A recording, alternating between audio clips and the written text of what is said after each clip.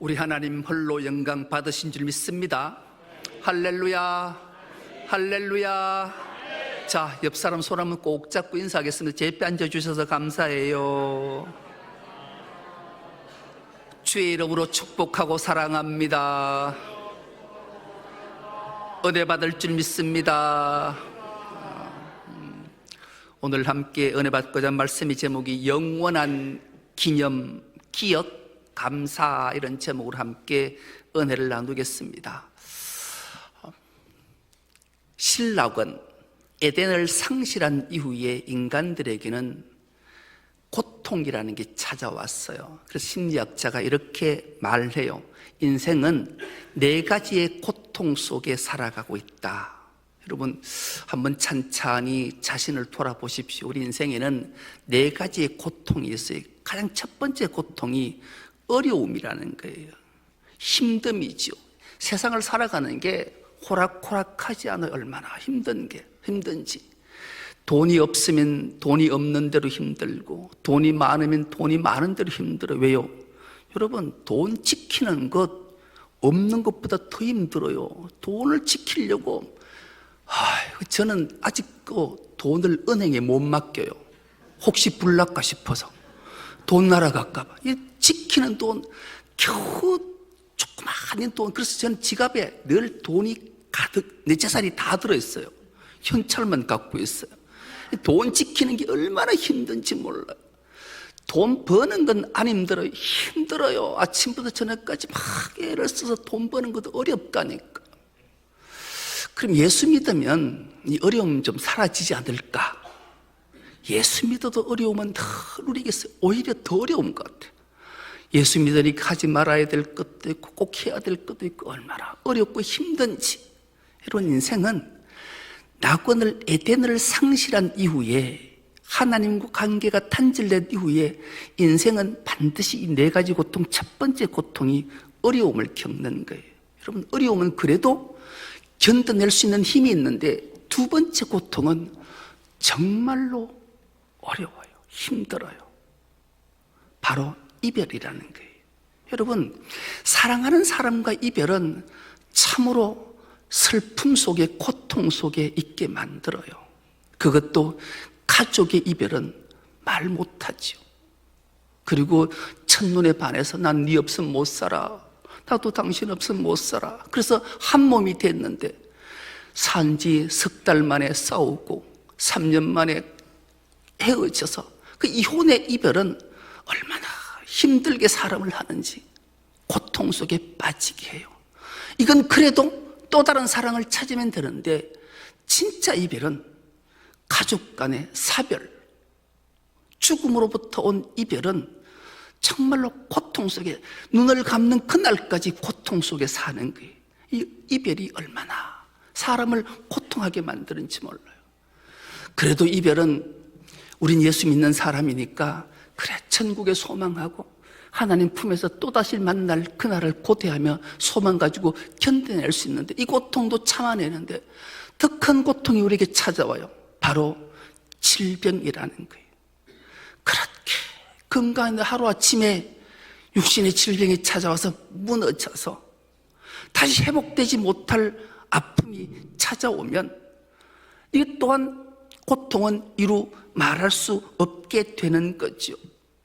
여러분, 질병이라는 게 찾아오면, 여러분, 앞으로 우리가 사는 세대는 100세 세대라 하잖아요.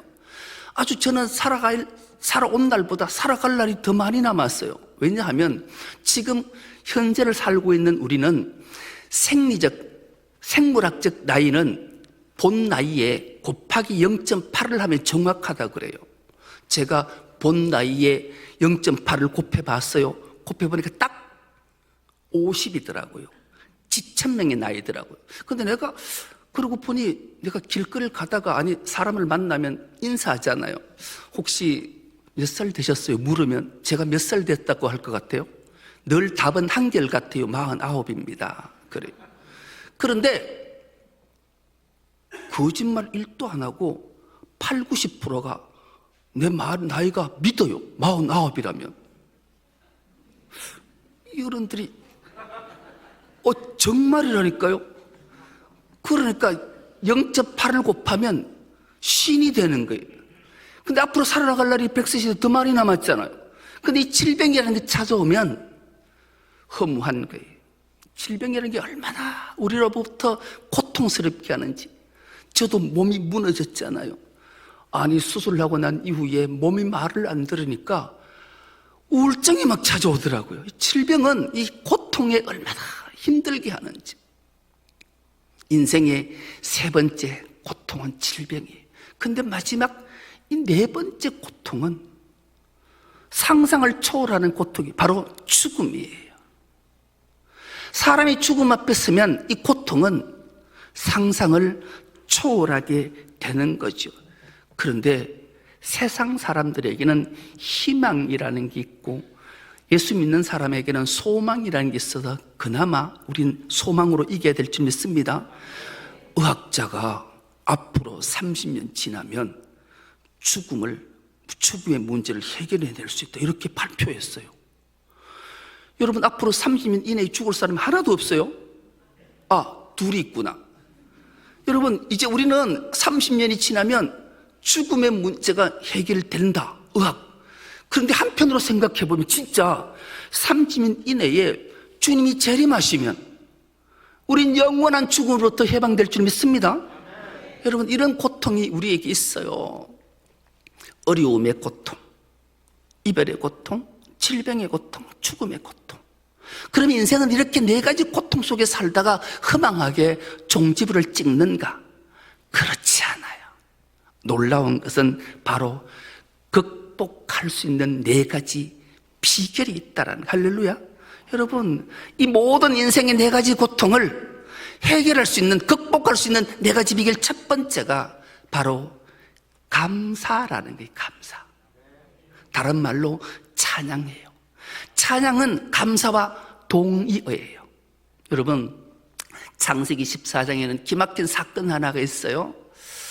아브라함의 조카 롯이 소돔과 고모라 땅에 살던 어느 날 저 북쪽에 네 나라 부족 왕들이 쳐들어왔어요. 이 다섯 부족 왕과 네 나라 부족 왕이 전쟁을 했는데 네 나라가 다섯 나라를 이겼어요. 그리고 포로로 잡아갔어요. 노예로 다 끌고 왔는데 아브라함에게 비보가 전해졌어요. 조카 롯도 끌려갔다라는 거예요. 아브라함이 다급하게 자기 집에 길렀던 병사 318명을 이끌고 그들을 쫓아가요.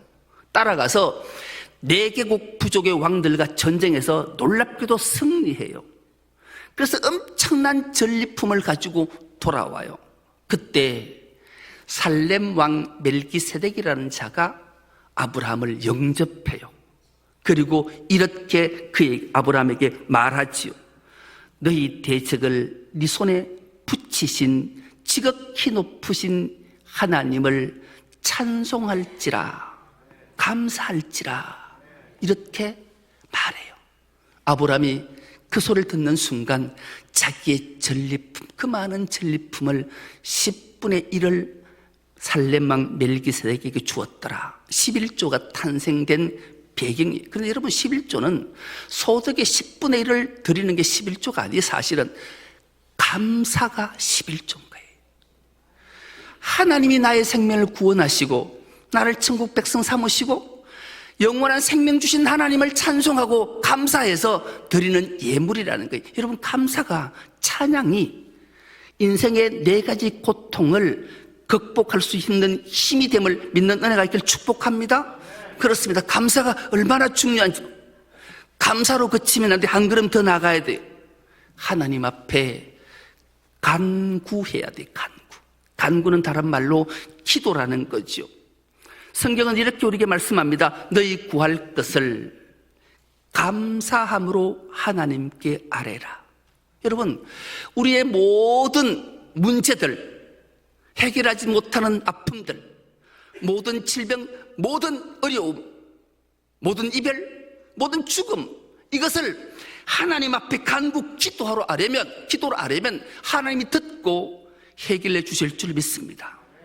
이렇게 감사 찬양을 하고 간구 기도를 했다면 가장 중요한 그 중에 하나가 하나님을 믿고 그분께 맡기는 거예요.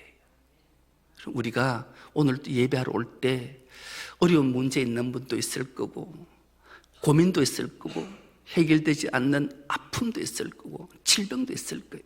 그것을 오늘 예배 중에 하나님 앞에 정말로 문제를 가지고 왔다면 믿고 맡기는 은혜가 있기를 축복합니다.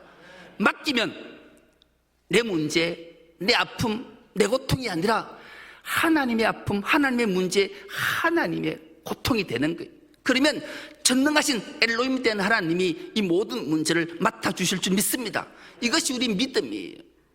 그래서 고통을 해결할 수 있는 극복의 비결은 하나님 앞에 감사 찬송하고 하나님 앞에 간구 기도하며 하나님께 확실의 믿음을 가지고 맡기는 거예요.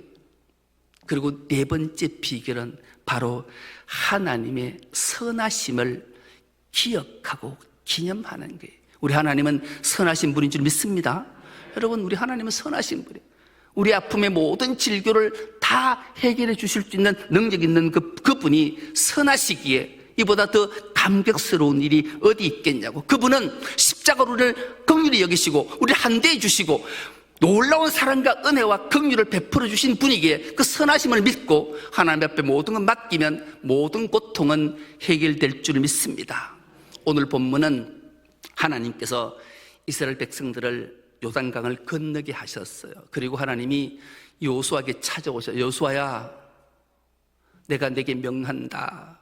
요단을 건넜으니 너는 이 건넌 기념으로 2개의 기념비를 세워라. 하나는 지금도 요단강 가운데에 내 언약궤를 메고 있는 제사장들이 선 그곳에 기념비를 세우고, 그리고 너희 12지파의 대표자들을 뽑아서 제사장들이 서 있는 그 언약궤 앞에 요단강 가운데 가서 돌 하나를 어깨에 메고 와서 너희가 서 있는 이 길갈에다가 기념비를 세워라.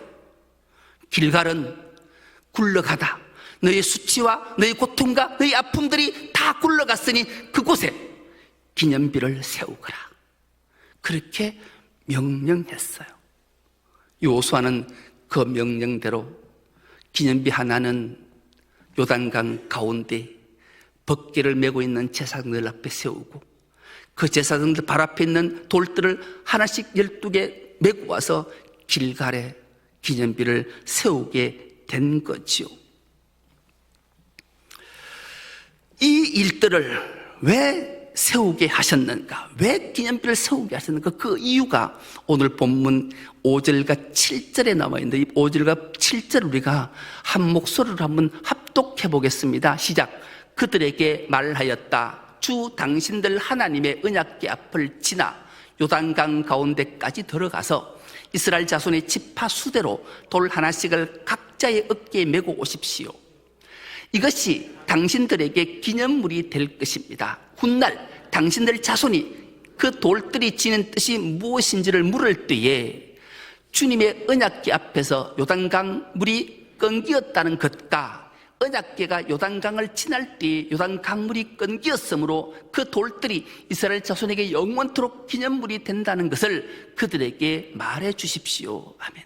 여러분, 우리는 체험신앙이라는 게 되게 중요해요. 우리 신앙생활 하면서 주님을 한번 만나는 체험이 있었으면 좋겠어요. 기념비를 세우는 목적이 훗날 이 후손들이 아버지, 할아버지, 정조부, 저 요단강에 왜 강 가운데 기념비가 세워져 있습니까? 길가에 왜 기념비가 세워져 있어요? 묻거든.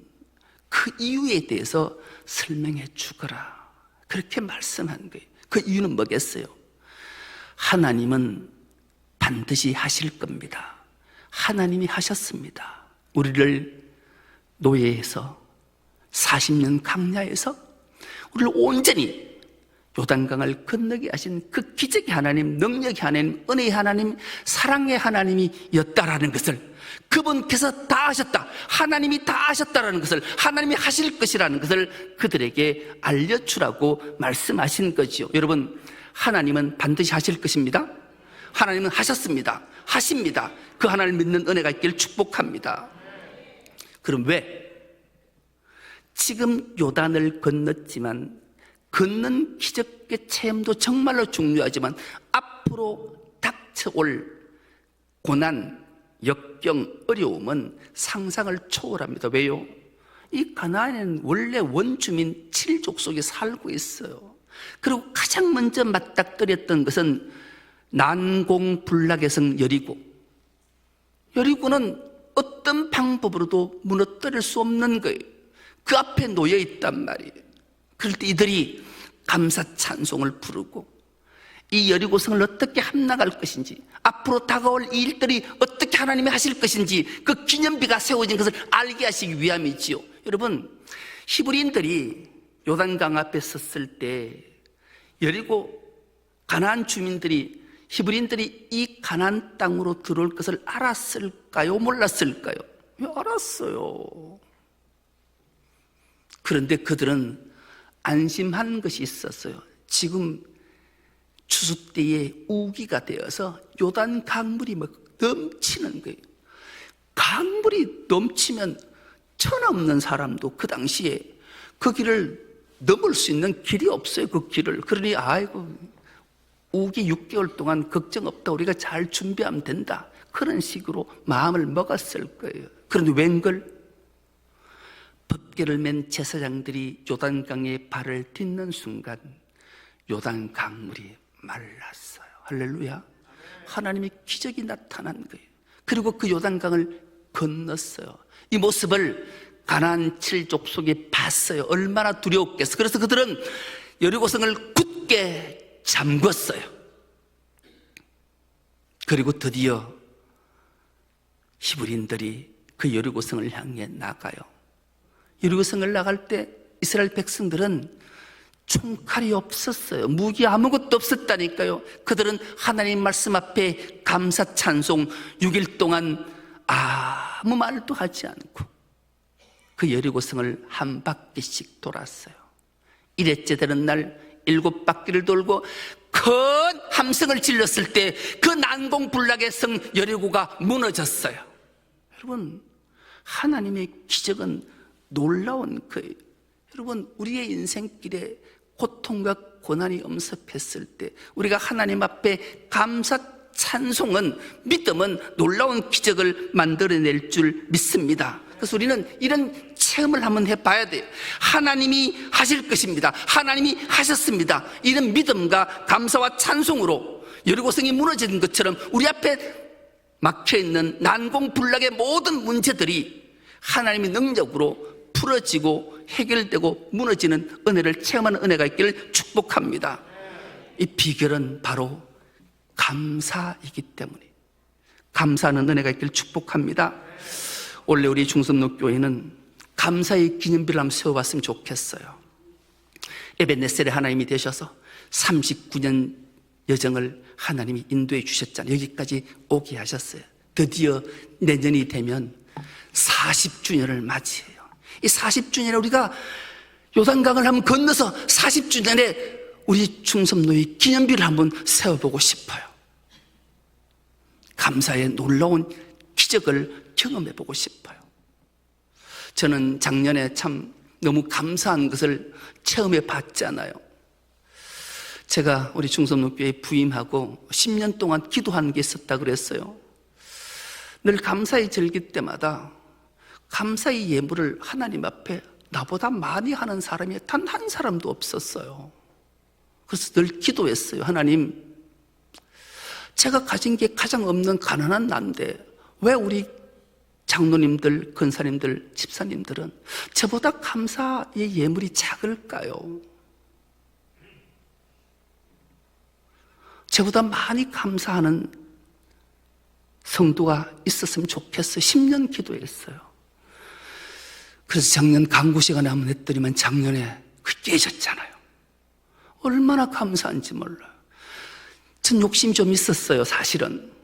그래서 내가 이렇게 강구를 했으니까 다음 주에는 내가 더 많이 해야지. 그래서 나보다 더 많은 사람이 없어야 된다 싶어서 기존 하던데 그게 10만 원을 더 얹어서 했는데 웬걸 저 2배 정도 한 분이 생겼어요. 2분이나 생겨서 얼마나 감사했는지요. 여러분, 우리가 하나님 앞에 감사하는 것은 얼마나 중요한지 몰라요. 감사가 요단강을 건너게 하고 여리고성을 무너지게 하고 우리의 모든 문제들을 다 해결해 준 능력이 바로 감사 찬송에 있는 줄 믿습니다. 그럼 왜 감사를 하라고 말씀하실까? 하나님은 왜 감사를 어떻게 생각하시길래? 여러분, 성경이 66권으로 되어 있잖아요. 그 66권의 성경을 함축하면 10계명이 됐잖아요. 제1계명에서 4계명이 하나님 사랑이잖아요. 5계명에서 10계명까지 이웃 사랑이란 말이죠. 성경은 하나님 사랑과 이웃 사랑이 합쳐져 있는데 그 10계명에 감사가 있을까요? 없을까요? 없어요. 감사가 없어요. 10계명에.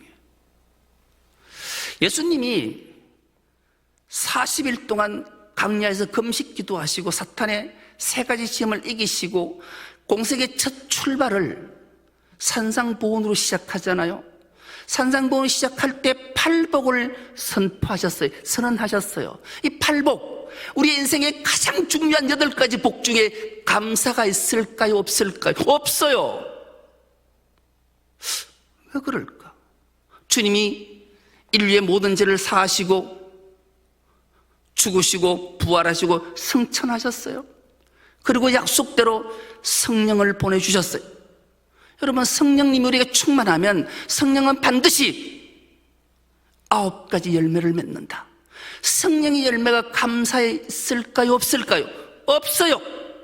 성령의 9가지 열매도 감사가 없어. 그런데 왜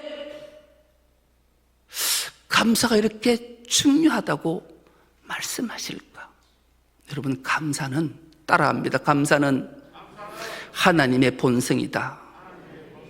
그렇습니다. 감사는 하나님의 본성품이시기 때문에 그래요.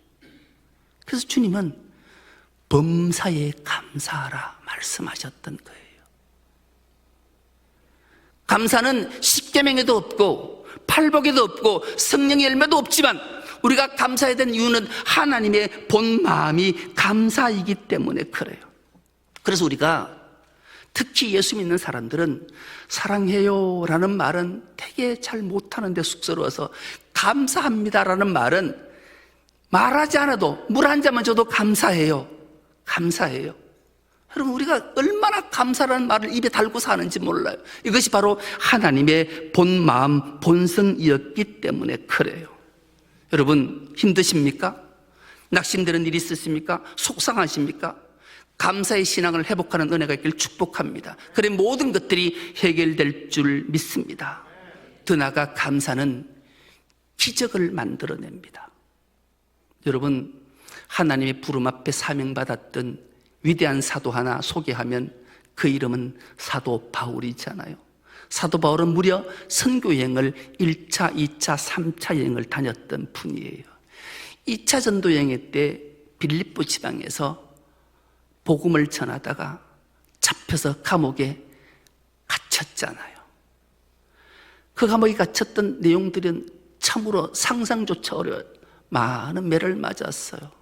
지하 감옥에 갇혔어요. 흉악한 죄인들과 같이 있었어요. 그리고 그의 손과 발에는 착고가 채어져 있어요. 쇠고랑으로. 그런데 그때 바울과 실라가 한 행동을 기억하십니까? 하나님 앞에 기도하며 찬송하였더라. 할렐루야. 여러분, 그 고통과 두려움 앞에 바울과 실라가 한 행동은 하나님 앞에 기도하고 찬송했던 거예요. 그럴 때 어떤 일이 일어났는가? 사도행전 16장 25절에 26절 말씀 우리가 한 목소리를 합독해 보겠습니다. 시작. 한반쯤 되어서 바울과 실라가 기도하면서 하나님을 찬양하는 노래를 부르고 있는데 제수들이 듣고 있었다. 그때 갑자기 큰 지진이 일어나서 감옥의 터전이 흔들렸다. 그리고 곧 문이 모두 열리고 모든 제수의 수갑이며 착고가 풀렸다. 여러분, 놀라운 기적. 그 그가 기도하고 감사하고 기도하고 찬양했더니만 지진이 일어나고 감옥의 터가 안 들리고 감옥의 문이 열리고 차고가 풀려지고 놀라운 역사가 나타났던 거예요. 여러분, 감사 찬송은 하늘과 땅이 진동하는 줄 믿습니다. 모든 속박이 풀어지는 줄 믿습니다. 슬픔, 고통, 괴로움이 쇠고랑이 끊어지는 역사가 나타난다고 성경이 기록하고 우리에게 들려주기 때문이지요. 우리의 불행과 고통과 쇠고랑이 끊어지는 비결은 바로 하나님 앞에 감사 찬송 드리는 것 줄 믿습니다. 그러면 천국의 문이 열리기 때문에. 왜요? 시편 100편 4절이 이렇게 기록하고 있기 때문에 이 말씀도 우리가 한 목소리 합독해 보겠습니다. 시작. 감사함으로 그의 문에 들어가며 찬송함으로 그의 궁정에 들어가서 그에게 감사하며 그의 이름을 송축할지어다. 아멘. 여러분, 감사는 천국의 문을 여는 비결임을 우리에게 일깨우죠. 영생의 문, 축복의 문은 감사함으로 문이 열린다 말씀하십니다. 여러분, 하나님께로, 하나님 품으로 들어가는 비결의 문이 감사임을 우리에게 일깨워주는 말씀입니다. 여러분, 김현성 시인이라는 분이 있어요. 이분이 감사하는 마음이라는 시를 썼는데, 이 감사하는 마음은 곧 그것은 아는 마음이 감사하는 마음이래요. 아는 마음이 감사하다. 아는 마음이 어떤 마음일까? 그건 바로 내가 누구인지를 아는 것, 그리고 주인이 누구인지를 아는 마음이 감사하는 마음이래요. 여러분, 우리가 감사하면 내가 누군지를 알아요. 아, 나는 하나님의 형상대로 지음받은 하나님의 아들이고 딸이구나. 그리고 내 생명, 내 모두의 주인은 바로 주님, 하나님이시구나를 알게 되지요. 그러면 우리는 하나님 앞에 감사하게 되는 거예요. 우리 모두가 하나님의 자녀임을 알고 감사함으로 영원한 기념, 기억, 감사로 하나님께 크신 영광을 올려드리고 하나님이 부으신 놀라운 은총과 복으로 복된 삶을 다 살아가는 우리 충성교회 모든 건속 다 될 수 있기를 간절히 기도합니다. 하나님 아버지, 고맙고 감사합니다. 복되고 거룩한 주일을 허락해 주시고 영원한 기념, 기억, 감사를 기억할 수 있도록 은혜 주신 하나님, 추수감사주일을 앞두고 이 감사의 달에 우리가 어떤 감사를 해야 되는지 말씀을 통해 주셨사오니, 감사함으로 주님을 만나고 감사함으로 주님을 체험하고 감사함으로 하나님의 놀라운 복들을 다 받아 누리는 우리 충성교회 모든 건속 다 될 수 있도록 은혜 더하여 주옵소서. 감사드리오며 예수님의 이름으로 기도드리옵나이다. 아멘.